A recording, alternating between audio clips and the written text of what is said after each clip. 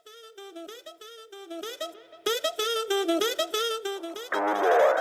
makes you happy?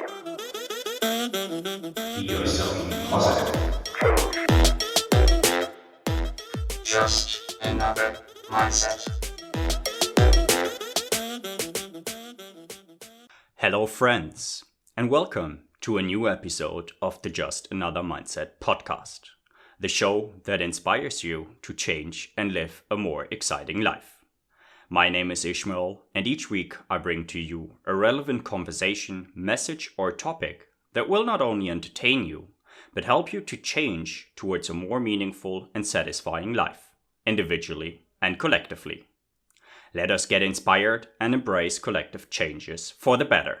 In today's episode, I have the great opportunity to talk to Mahmudul Hasan, who is an expert on chronotypes, sleeping, and circadian clocks. We discussed the different chronotypes there are, and we discussed that it's not only important that you sleep, but when you do so. It is vital to understand your morningness or eveningness in order to plan your days, and you will learn more about morning, intermediate, and evening types in this episode. We differentiate what a circadian clock is and what role the geographical location you live in plays. You will further learn about the power of morning sunlight and how it's directly correlated with your personal well-being. We also share tangible techniques on how to manipulate and change your chronotype, and we discuss how social media has an impact on your sleep timings. We further elaborate on ways to reset a broken circadian clock, and we discuss meal and exercise scheduling and the effect of coffee on sleep. And finally, we discuss the natural impact of age and gender on sleeping rhythms and why waking up with the sunlight is so tremendously helpful.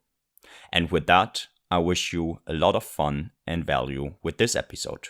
And with that, Mahmudul, a warm welcome to the Just Another Mindset podcast. It's a great honor to have you on the show today.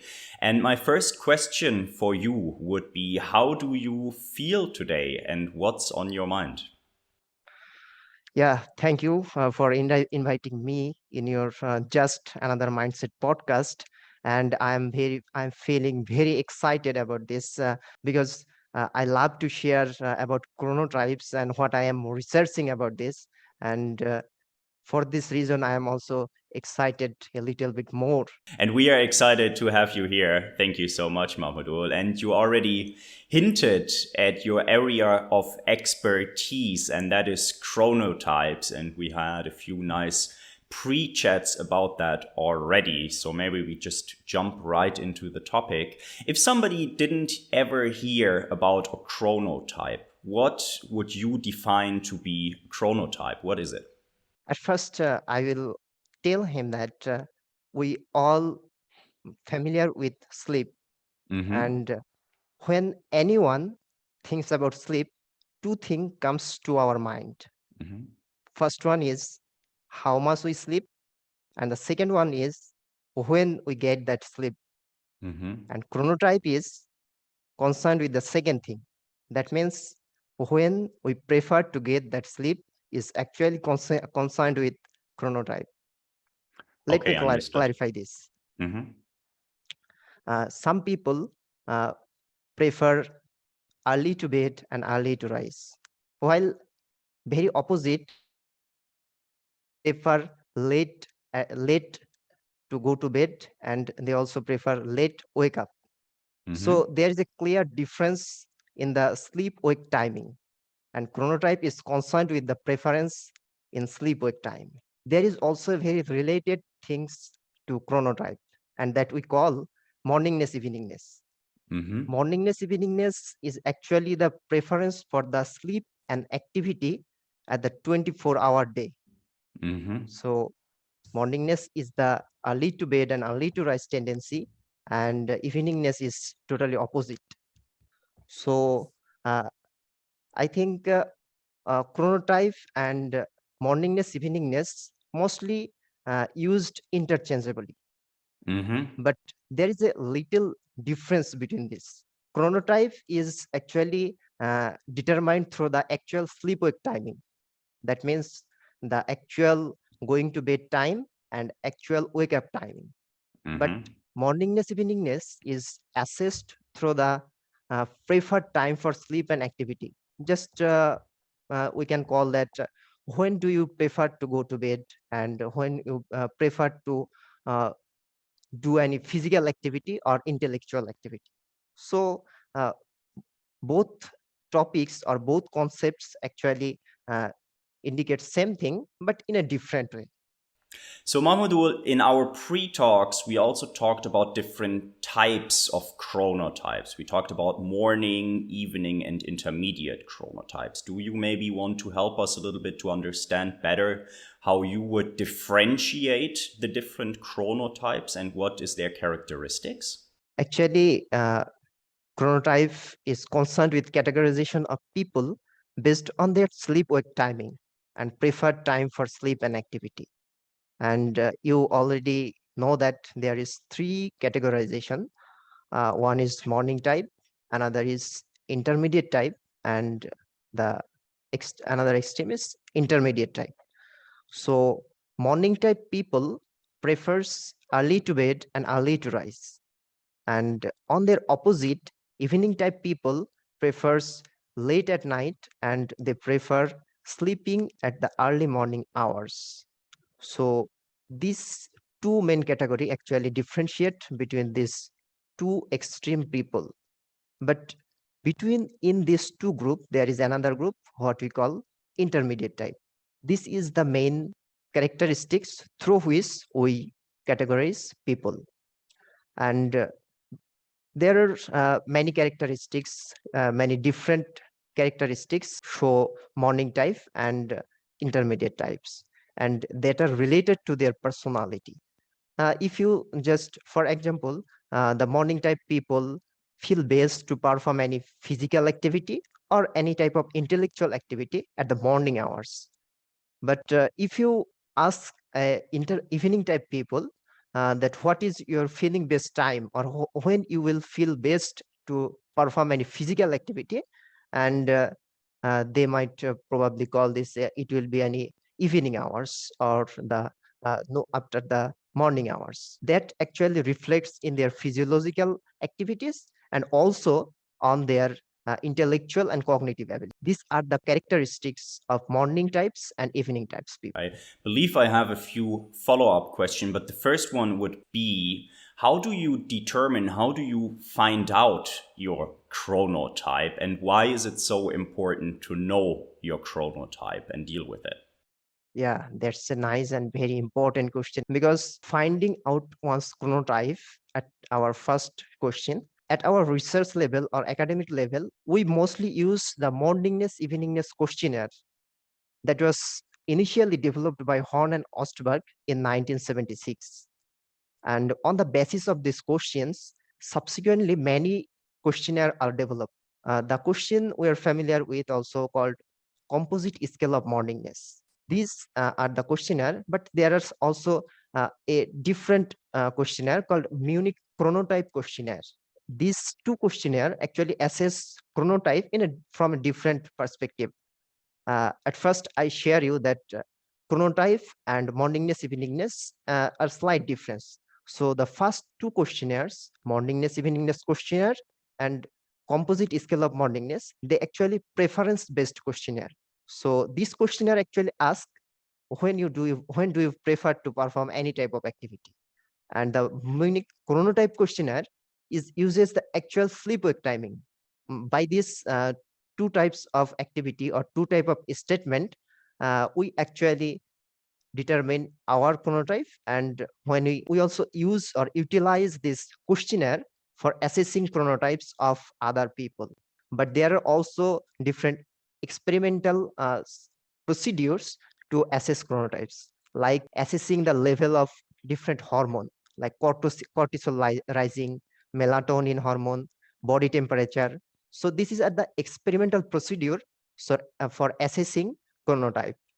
So there are two types of two process through which we can assess chronotype. One is questionnaire based method and another is experimental method or lab-based method.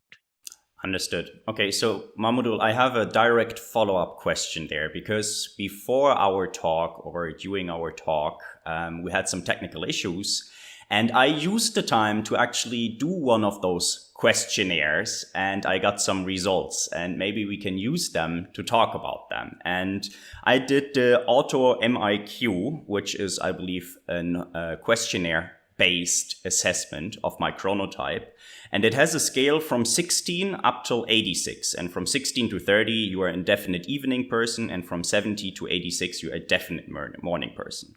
And my personal score based on my results is 77, so I'm a definite morning person. And it said that my suggested melatonin onset is at 7:30 p.m. and that my natural bedtime is at 10 p.m. So if I tell you those results, what could you tell me about my sleep rhythm, or what could you tell me about my chronotype? What is worth to know, and what can you do with those results? First, I will congratulate you that you are a morning type person, because our research showed that morning type people are based in their physical position and based in their psychological position, and they are in a better health position. So congratulations for being a morning type person. I will say that based on this result, that you should follow your physical activities or any intellectual activities, perform these activities in the morning hours, and by performing these activities in the morning hours, you will get the maximum output or maximum result from your effort. But if a morning type like you, who they try to do any activity or physical or mental activity at the night hours, they perform less or worse compared to the morning time. As you are a morning type person, I think it is better for you, and you should try to stick in your chronotype. Absolutely, and I can confirm that. And I would not even go until the late evening. I think for me, it's like before noon, before lunch. This is where I have my best focus time. And this is true for mental activity, for cognitive activity, but this is also true for physical activity. And then some slots in the afternoon, but from the late afternoon, early evening already, I do feel that my productivity, that my efficiency is certainly not at the same level as in the morning. Okay, so you understood that I am a morning person, and we all understood that there's morning and intermediate and evening people. Is that more or less a fair split in a population? Is it like 33%, 33%, 33%? Or how does a population divide if it comes to chronotypes? Is there any data, any information on that?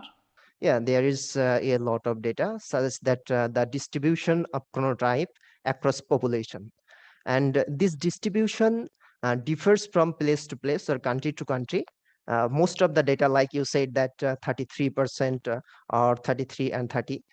And I also found that this distribution actually follow a normal distribution curve. You know about that, there is two extreme morning types and evening types follow at the two extreme of the normal curve, and the intermediate type falls in the middle part of a normal distribution. So this percentage vary from place to place, I said. And in our country, in Bangladesh, in my research, I found that there are 10 point something in morning types and 11%, 11 point something in evening chronotypes. And the rest, 80% people fall in the intermediate category. And when I found the literature of Western countries, I found them a large number of people are intermediate evening type peoples, and there is also morning type, but in the proportion of intermediate type is a little bit smaller. And when we conduct our research, we found that most of the participant of our research was mainly from the rural background. And you know that morningness, eveningness, or chronotype varies with the geographical location.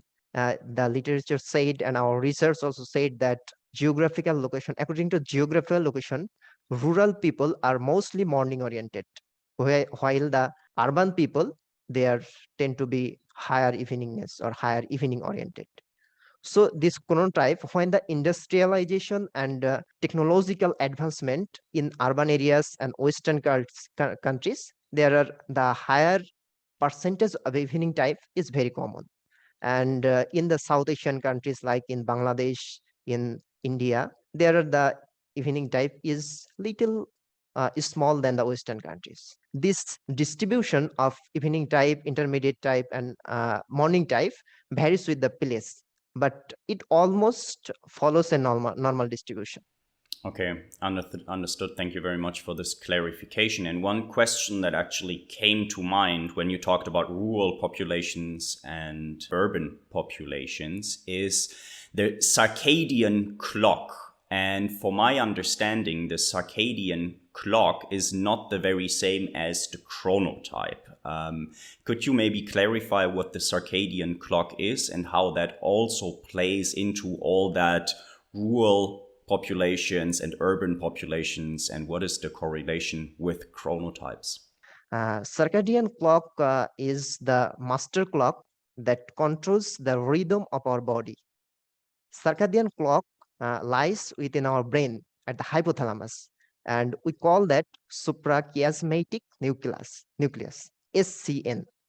So this is the clock cell, and it controls all the rhythm within our body. You said that the geographical location, how clock performs within the different geographical location.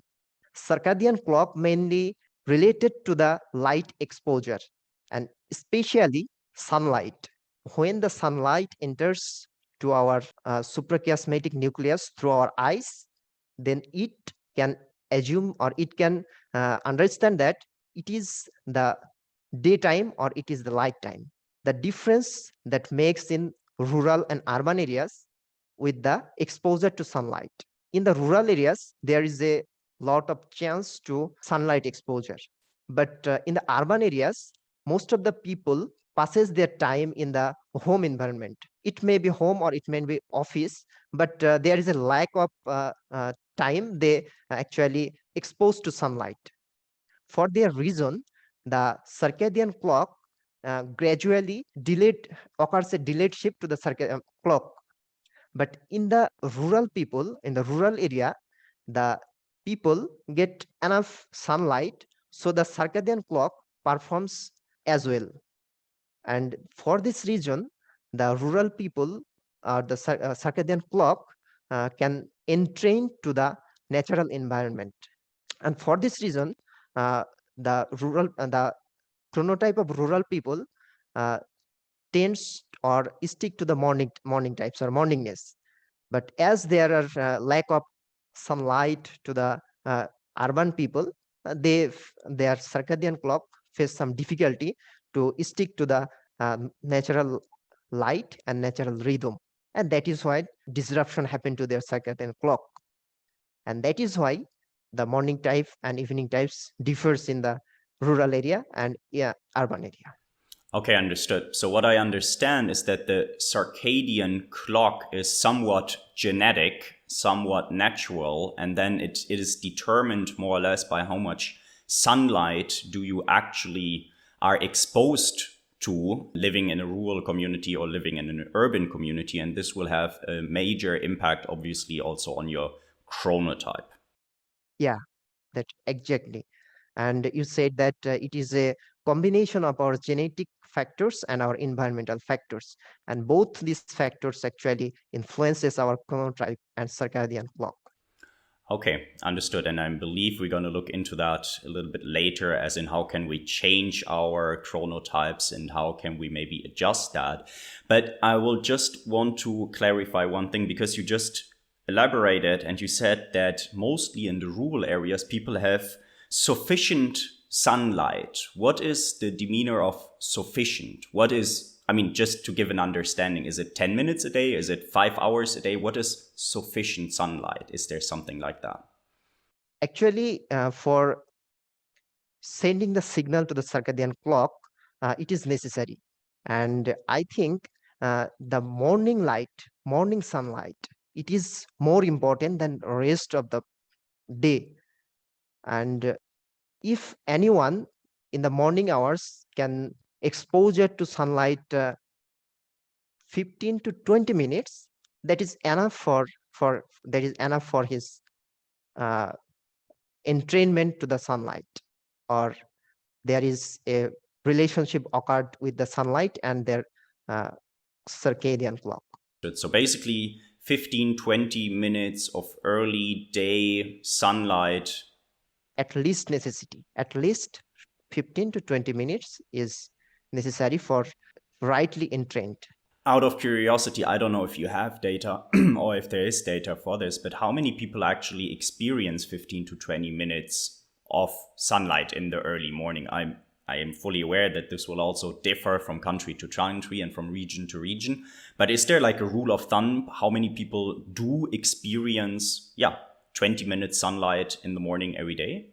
Regarding this question, or regarding the proportion, how many people are exposed to sunlight 15 to 20 minutes, I do not have exact data, but from the distribution of chronotype, that as the morning types, the percentage we can see that there varies from 10% or 15% of the total population are morning types, and we can infer from this percentage or distribution that these people exposed to sunlight, and other people's also exposed, but I think they exposed to a different time of the day, or even they do not expose to that sunlight.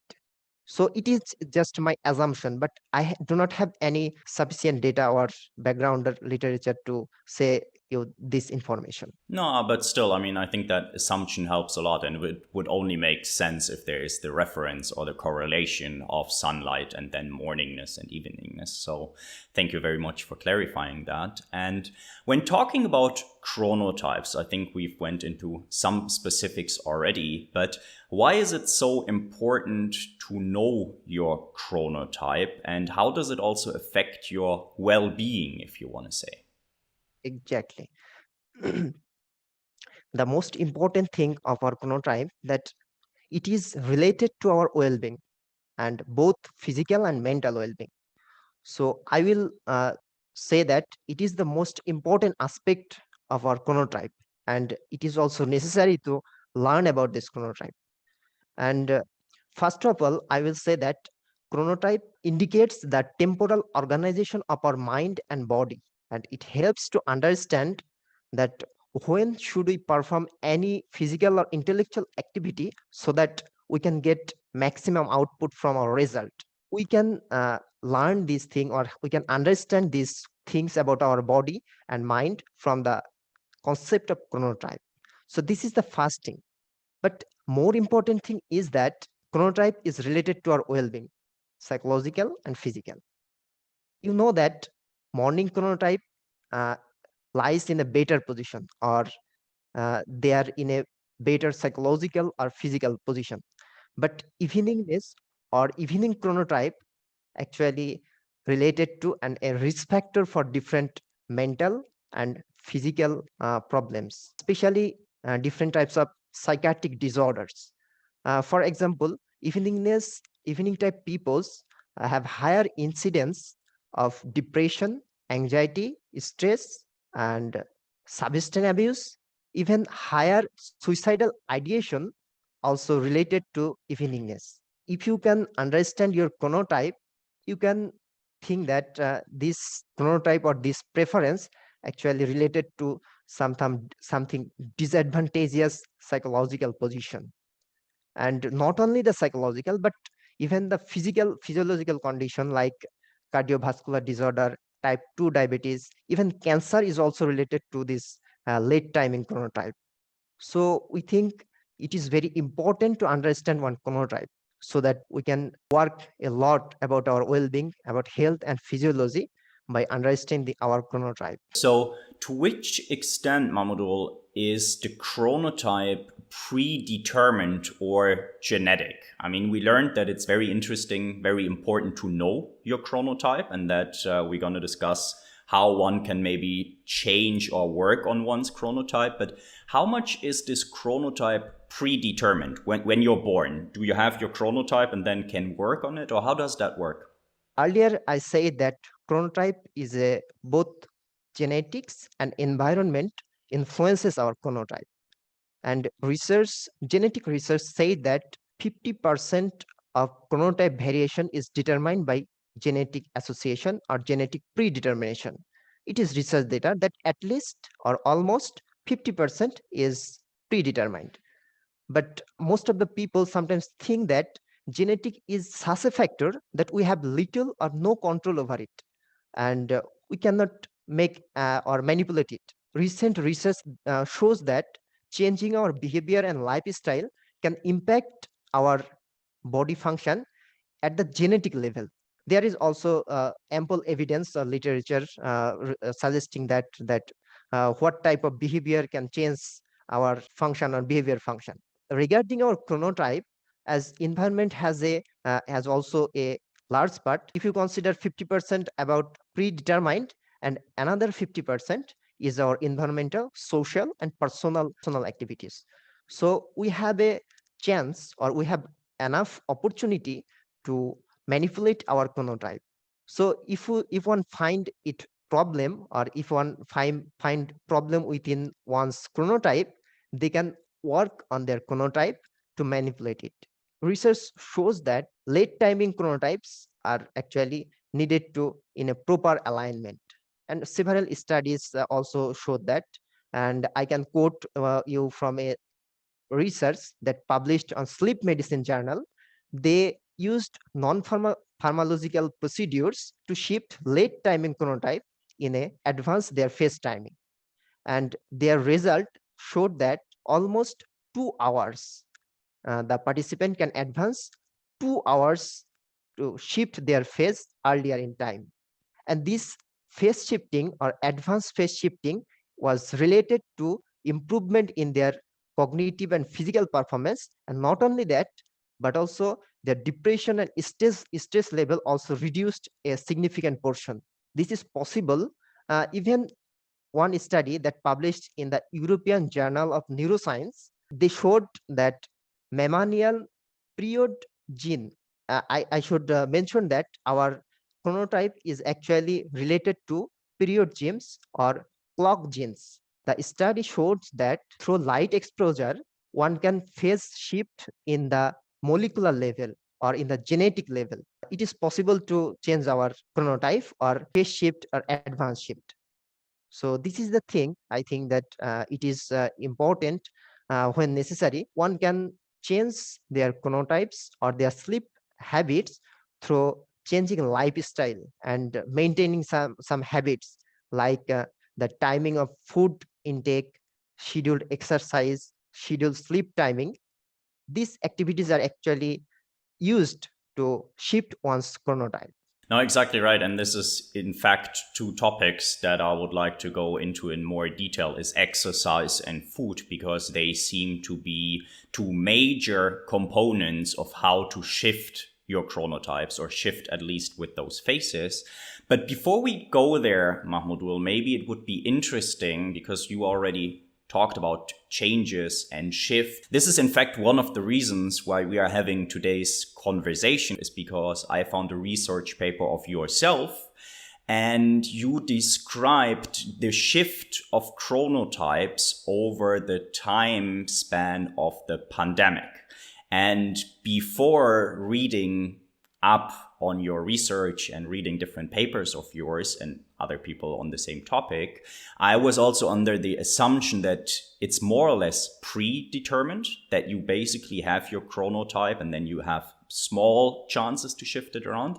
But what you just said and what you also put on paper is that there is actual ways to change a chronotype, and that there is actually a big shift happening, or that there was a big shift happening during the pandemic. So if you may, you can tell us a little bit, what did you experience as in a shift over the past 2 years or 3 years? You know the time frame much better than I do. Basically, the shift in chronotypes, people shifted their chronotype late timing. You know that nowadays a lot of people are using electronic media at the night time, and I will say that this is the one of the most fundamental thing that is related to late timing of people or eveningness about people. nighttime electronic media use or bedtime electronic media use. This is the fundamental thing. I think that it is related to shifting one's chronotype. Instead of exposure to sunlight at morning, the light exposure occurs at night, but this is the artificial light. Our circadian rhythm is disrupting through the nighttime exposure of light. And during the period of COVID, there is a lot of change our sleep habits. And in our research and also numerous research published at that time, we found that sleep habits significantly delayed at that time because there was no social constriction or social routine that if any worker or if any student have to participate in class or work in the morning involved in nighttime activities and they sleep at the late hours. Even many people in our research, we find that many people shifted 6 hours late their sleep timing. For example, if any people before pandemic sleep at 12 a.m., they start sleeping at 6 a.m. Can you imagine it? It's a huge shift. During this period or last 2 years, there is a shift, late timing shift occurred all over the people and in our country also. And this basically, I don't know if it confirms it, but it suggests to confirm that there is a huge impact of the environment on your chronotype and on bed timings, right? If you say that the pandemic sometimes created shifts of up to 6 hours towards the later hours, it seems very obvious that this is due to the fact that there was not all the social interactions, no requirements to go to work, to school, to whatever in the morning. I think this is the fundamental thing, but there might be another thing that they have the uh, independence to work from home and they can do at any time they like. And for this opportunity or flexible social routine, they sleep at their preferred time. They sleep at their preferred time, but there are also some effect of using social media at the night time. And you think that with the eveningness shift during this pandemic, there is also a higher incident of internet addiction or social media addiction increases during the pandemic time. And these are all correlated or related with one another. Okay, because there's no real social interactions anymore, if we may call it. You basically search for social interaction on the internet via your smartphone, via your television, via your computer, and so forth. And this basically moves and shifts your chronotype, your circadian clock towards the later because you use all those devices with artificial light, I want to call it, towards the later evening hours. Is that the fair conclusion of what you just said? I want to just mention one thing more that there is some risk of shifting this chronotype because in our research we found that the morning type people and evening type people they shifted their chronotype aligning with their chronotype.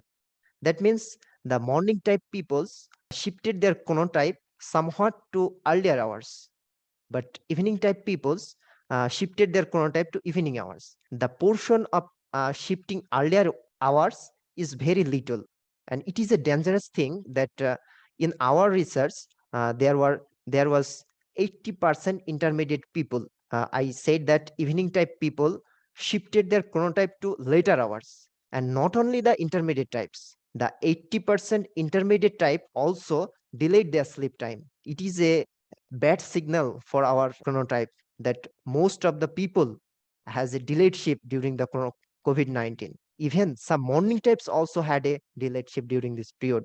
Not only my research, but also there was a worldwide research. They conducted this research on 19 countries, and they reported the similar result. Regardless of the chronotype, there was a delayed shift during the COVID-19. It is a actually dangerous thing for our human population that all over the world people shifting their chronotype in a delayed time, and it is related to a dangerous mental health and physical health. Both are disrupted by this delayed shift. Interesting. I'm sure that we can also link this study on the 19 countries into the speaker notes later on. But do you have an idea what kind of global presence this study had? Or so is it like Southeast Asia? Is it Europe? Is it North America? Or is that really from all over the world? And it suggests it's a very good sample taken that we have a global shift, in fact, towards the later hours in chronotypes. That's a global shift during COVID-19. Uh, when there is normal situation like normal working day, there remains a social constraint or social routine, and people have to maintain that social routine. And for this reason, their sleep habits are somewhat influenced by that social routine. And even the evening types have to wake up earlier to participate in class or office. But when there was no social constraints during the COVID-19, we got the actual picture because there was no constraint on outside pressure and people had independence or their sleeping habits. So we found that with this independence, people actually delayed their sleeping habits. And this is the tendency or this is the pattern of sleeping that is changing over the days. If there is no social constraints, the sleep habits will be disrupted or something. So the bad news is that if we give everybody all the independence, that it seems that the chronotypes and the morning eveningness are shifting towards the later hour of the day. But I suppose that there's also good news that we can work on certain elements to shift it back ourselves, right? I think the first step we discussed earlier is to understand what is a chronotype and to understand what is your chronotype. And we've said how you can do that and what that means and that there are several characteristics. Now, you've already mentioned a few things. One is food intake, one is direct sunlight in the morning, one could be exercise, and maybe we can go through those three and maybe we find a few more. But Mahmudul, what is ways that individuals or even collectives could change and shift back something about their chronotypes? And you may choose where we dwell in a little bit first. That's a really nice question because I think that we are in the trouble like dealing sleep. So we need ways how we come back to in our proper alignment. I think there is also some research has happened how to uh, reset our circadian clock. And on this basis, there is also an article or paper published. The article title was How to Change Broken Clock or How to Fix the Broken Clocks. That is the title. And they mentioned ways that how one can reset his clock, delayed clock. And I think they mentioned on their paper, you have mentioned all these things like fixed exercise schedule, fixed meal time, sunlight exposure, or natural light exposure. That are the main issue through which one can fix his broken clock or reset the circadian clock. And I think one can start this if one want to change his chronotype. First, he should fix his sleep schedule. The first thing, I think, exposure to natural sunlight. It is the morning light. You know that the morning light is the most important because all our hormonal level start to rise at the morning, like cortisol, melatonin. Melatonin actually start to decrease in the morning, but cortisol level and body temperature are start to rise in the morning. So we have to start our day from the time when the cortisol level actually rise, and that is the time when the sunrise occurs, and that means the sunrise time. We have to wake up before or very near the sunrise time. Even it might be difficult for someone at the beginning, but it is possible. It requires effort, but little by little becomes early shift.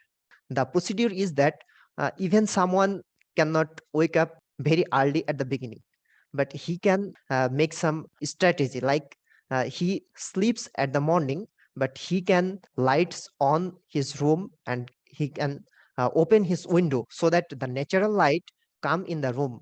Though he is sleeping and his eyelid is closed, but the sunlight attracts to the eye, and some amount of light passes through the closed eyelid, and that is the starts, or that is the beginning through which our eye can and our brain can infer that it is the morning.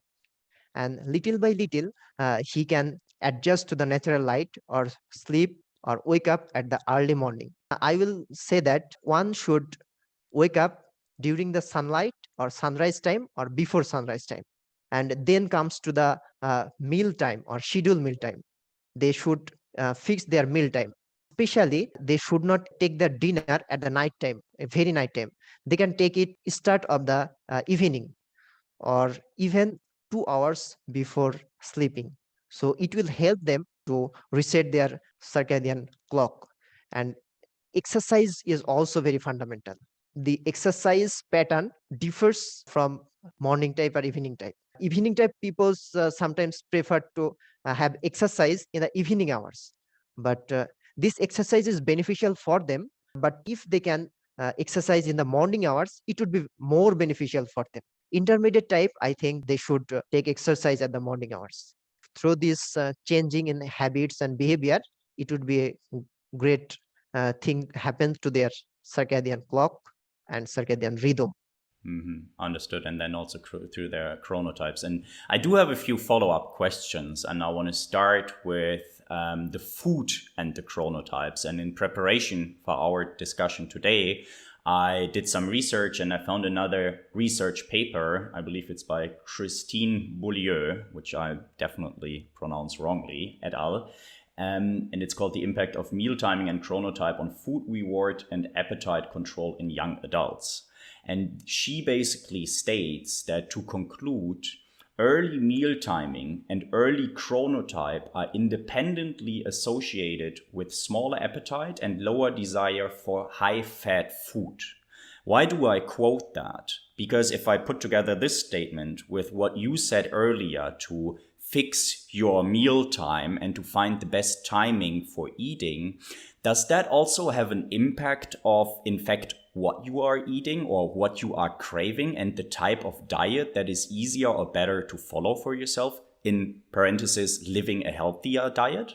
I also think that the main thing is it sometimes happen or differs the type of food one intake, because it takes different metabolism process and different hormonal system. So the types of food might impact one's circadian rhythm or circadian clock. But the timing of food, it is actually almost similar for all of them, but it also varies with the chronotypes. I can say that with the type of exercise one takes, regardless of the food, the morning type, if they take exercise at the morning, their circadian rhythm or phase will be shifted to earlier. And evening type, even they take exercise in the evening hours, they can shift somewhat in a earlier time. But if the morning type take exercise at the evening hours, then their circadian rhythm will be hampered, and they could not earlier their rhythm to earlier. This type of activity actually differs between the chronotypes. It also might happen to the food intake. Okay, understood. And if we detail this exercise a little bit, I had a follow-up question there as well. Is there certain types of exercise that are good for early morning people or for eveningness people, so late or early people in the day, that they can adapt? So does it make sense to go for cardio rather in the morning than in the afternoon? Is it better to do strength training in the afternoon than in the morning? Or you can try to do all your exercise rather earlier than later throughout the day? Actually, in this time or yet, I am not sure that what type of exercise would be better for one person, but the types of exercise that related to resetting one's circadian clock is mainly cardio exercise, that like running, skipping, that type of exercise are helpful for one's resetting the time. Actually, I have not yet growth expertise in the exercise level. Interesting. But it seems that there is an impact on your circadian clock, as in when you do your cardio, right? Yeah, that's definitely. Now, I find it very interesting because just a few days ago, I spoke to a good friend of mine who is in fact preparing for an Ironman or for a half Ironman 70.3. And he's training sometimes in the mornings, but likely also after work and in the evenings, right? And he has to go for long runs. He has to go for long cycle rides. And for me, it's interesting because if you go for cycling for 100 kilometers just before going to bed, I believe that also has an impact on your sleep and when would you wake up, right? And I think there's just different approaches. I also think that because if you exercise like cycling or running, it actually works two ways. That it is exercise in a way, and at the same time, it helps to sunlight exposure. When you go for cycling or running, you exercise, but at the same time, you have a lot exposure to natural light or sunlight. So it is very helpful for cycling or running. Absolutely. If you do it outside and not in the gym, in fact. Now that makes perfect sense. Very good. Okay, thanks, Mahmudul. So I wrote down a few notes for myself, and this is how can you work on changing your chronotype. We talked about meal timing. We talked about exercise timing. We talked about this usage of blinds and sleeping masks, which I understand if you want to early your circadian clock a little bit. Sometimes it's not, in fact, good to blind down each and everything and make it dark until 11 a.m., but to actually wake up with the sunlight. And I also wrote down a few more bullets, and that is the cell phone usage, this is television light, and this is coffee consumption. We talked a little bit about cell phone usage and television light, but what is your, I don't know if you have some suggestions, how much time before you go to bed should you switch off your computer, your laptop, your smartphone, or when should you maybe not use this artificial light intake? Do you have some thoughts on that? Artificial light, like the light bulbs, are different. They are artificial light, but the electronic screen, like computer screen, television, or mobile phone, this screen actually emits blue light, and this blue light hampers the starting of our melatonin. The onset of melatonin signals our brain that it is time for sleeping. But when the blue light from the electric skin hampers this onset of melatonin, it does not send any message to our brain that it is the sleep time. But at the same time, the electronic skin facilitates the melanopsin or adenosine. Adenosine hormone hampers our starting of sleeping. Not only, I think, based on the research or based on the habits, what sleep hygiene, what we call sleep hygiene. These sleep hygiene habits include that one should stop using electronic screen before 2 hours of going to bed. Or if someone goes to bed at 11 p.m., they should stop using electronic screen at 9 p.m. By this, our melatonin hormone will be start secreting, and then we can sleep better. And I assume or I presume that simply adding a blue light blocker like some glasses doesn't cut it, right? I mean, that maybe makes things better, but it doesn't get you out of the necessity to switch off your devices a few hours before you go to bed. That is better, and I think it will help sleep at the right time, because the if you are stop the blue light blocker, but at the same time your brain is working with that, and it excites our reticular activating system that keeps us awake. So if you want to work, you can work at the morning time after waking up. If you want to sleep earlier, you can shut down your computer or mobile phone before 2 hours, or at least 1 hour before sleeping. Interesting. Okay. Thank you very much for that explanation. And Mahmudul, I have one more question, and I do not know if you do drink coffee yourself or if you have thoughts on drinking coffee, but how much coffee a day is suggested to be a good thing, and how many hours before going to bed is coffee or is caffeine good for your body, for your mental and your physical health? Do you have any thoughts on that? The ability to consume caffeine differs from person to person. Someone have the ability or capability to consume coffee and sleep at the right time, but some people might be sensitive to this, and a little amount of caffeine might hamper their sleep onset. Caffeine consumption is not so bad, and it is also have some beneficial effect on our health, but we have to conscious that are we sensitive to caffeine or not. You have to examine by yourself that if you take coffee or caffeine at the evening and if it hampers your sleeping. I think as this caffeine differs from person to person, if anyone have problem with caffeine and if this disrupts their sleep onset, they should at least take caffeine 6 hours before their sleep.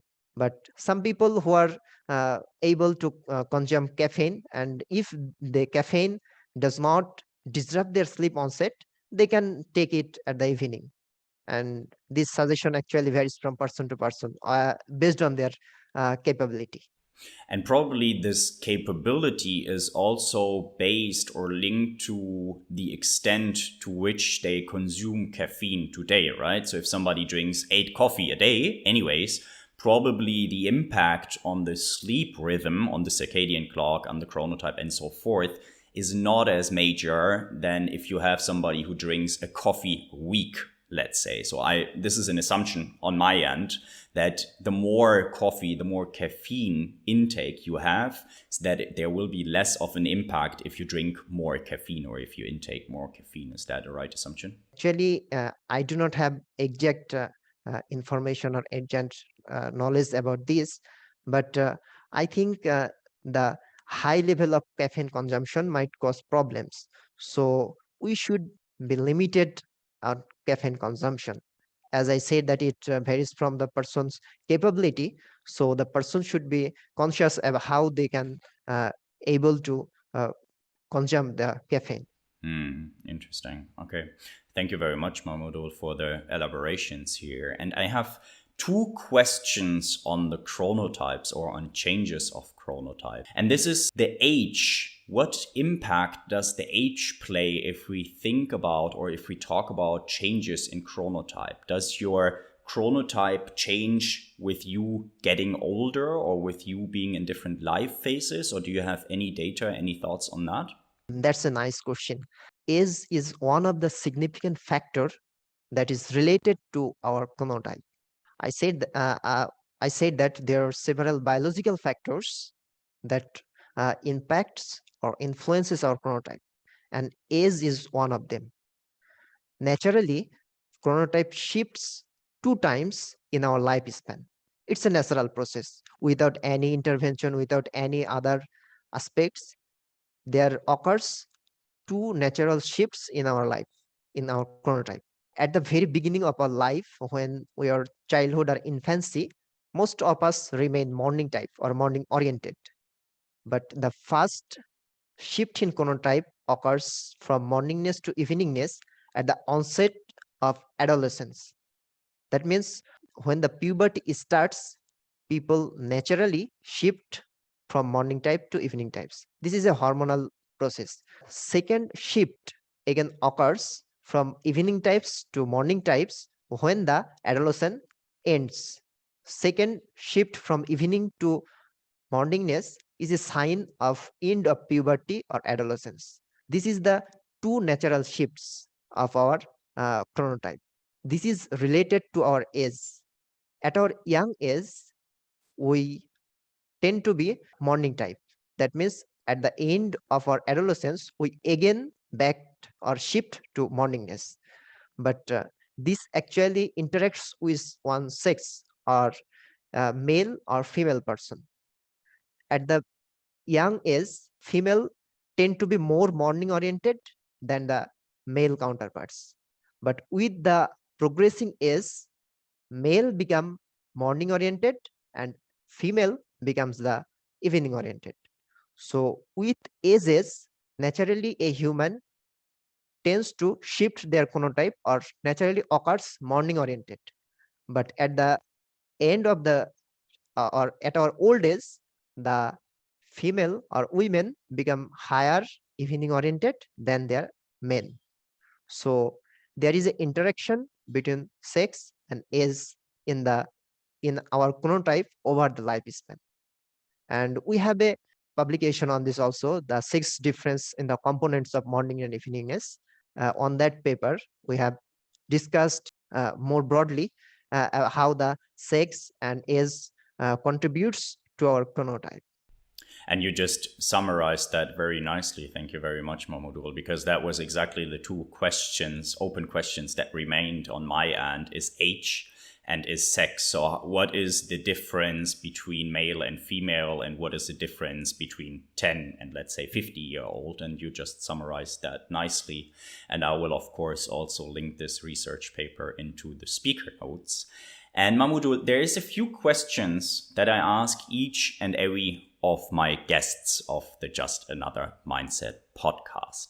But before we go there, is there certain aspects or certain topics or themes that you understand we didn't cover sufficiently today that you would like to hint people at, or is there any advice that you would like to give people in regard to circadian clock, chronotypes, to everything that we talked about today? Most of the important aspect of chronotype we have discussed already. The thing we discussed, we think the pattern of changes our sleeping habit during this time and how we can shift our chronotype in a proper way. And these are the most important thing in our discussion. And I will emphasize again that if anyone wants to shift their chronotype or they sleep in the right way, the better time would be the sunrise time. And I will emphasize this because the sunrise time is very important for our chronotype. When the sunrise occurs, different aspects of our body, like the hormonal secretion, start to begin. So if we wake up at that time, we can align our activity with our internal circadian rhythm. This time is very important for us. And I will say again, we should wake up before the sunrise time. And that would be very helpful for us for maintaining a proper chronotype and proper sleep wake habit. Wonderful. Thank you very much, Mahmudul. And I believe this is, in fact, also something that you personally work on, because you are not by nature or by your genetics a full morning person, right? But this is also something that you use as a tool for yourself to work on your chronotype. Is that correct? Yes, that's correct. Because not all of us are born morning types. So, but we have a option to phase shift or change or align our sleep wake habit with the natural environment, with the social environment. So when we need to align our sleep wake habit with the external environment or the working schedule, we have options. So we can make it through our changing some of our behavior and habits. Wonderful. Thank you so much, Mahmudul. And with that, let's come to the three final questions that I have for you. And the first question would be, Mahmudul, what influenced and motivated you this past week? Last week, actually, the motivation most of the time, as a Muslim, I'm a Muslim, you know that, and my motivation is always related to my prayer, and from my prayer I am motivated. When any types of any things happens that not favor on me, and I try to connect it to my creator and my creator Allah, most of my motivation comes from connecting with him.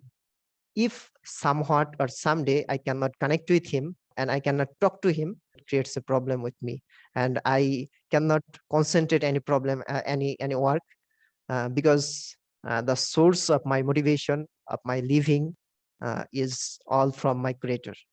So that is the source of my motivation, and I always to connect with him. Wonderful. Thank you so much for that answer, Mahmudul. And the second question is, who are your mentors and whom do you look up to? My mentor is our Prophet Muhammad sallallahu alaihi wasallam, peace be upon him. He is my role model. But if you say that mentorship, I have teachers, supervisor, my professor. He is my mentor. He sometimes give my advice. I consult with him about my current situation or current position, and I think my supervisor is my mentor. Very good. Thank you very much for that answer as well, Mahmudul. And the third question is a fairly hypothetical one. So I call it the three truths. And I would like you to imagine that you are traveling in space all by yourself for a long time, for some months or even for some years. And after a long journey, you encounter a human-like species. And they can only process three facts or three truths about humanity before they decide whether or not they want to get to know us. What is the three things that you tell them about humanity? First of all, I will tell that human beings are more than everything of this space or universe. First one thing, that human are not just human, they are more than all of the things they possess. Second thing, I will say that human life has a purpose. They work for a purpose. And the third, I will say that human life is not limited. It is beyond their death. That means they are not the animal or the being of this world earth. They have the life beyond this earth. It's an infinite being. Infinite being, exactly. Wonderful. Mahmudul, thank you so much for being a guest on the Just Another Mindset podcast and for sharing your expertise. And the last words are for you today. I will say that I am very pleased that you have at first read my work, that my scientific paper you have read.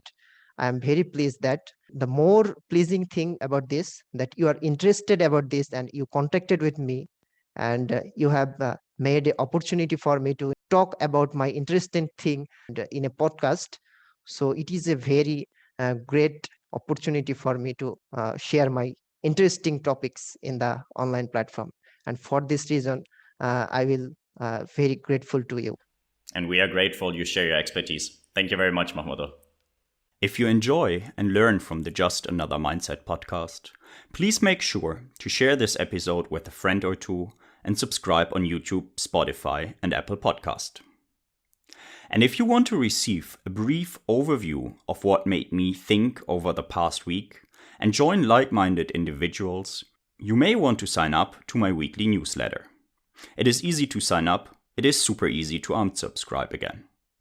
You will get information on the newest podcast episode, and you will also get an overview of the content, books, and podcasts mainly, that I am consuming, and I evaluate what I've learned over the past week. You will also get your weekly dose of optimism, because you will receive the Smile News with 7 things that went right this week. And finally, you will get access to all my speaker notes that you can use to follow exercises and answer questions discussed in the podcast. Just follow the link in my bio to sign up for my newsletter, and I'm already excited to see you on the other side. If there is any future topic or guest that you would like to hear more about on the Just Another Mindset podcast, please let me know by leaving a comment on YouTube or sending a mail directly to contact@ismaelwondergarten.com. And if nobody told you lately, be reminded that you are worthy, you matter, and you can achieve anything.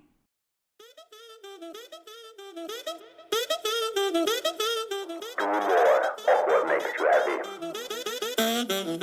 Be yourself positive. Just another mindset.